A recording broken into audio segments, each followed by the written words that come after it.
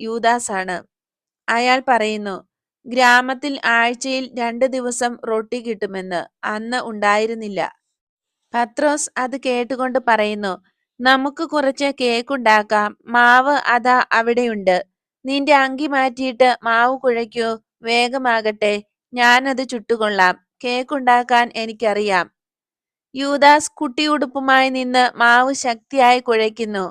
കുനിഞ്ഞു നിന്ന് കുഴയ്ക്കുന്ന ആളിന്റെ ദേഹമാസകലം വെളുത്ത പൊടി. ചിരിക്കാതിരിക്കാൻ പറ്റുന്നില്ല. ഈശോ അവിടെയില്ല.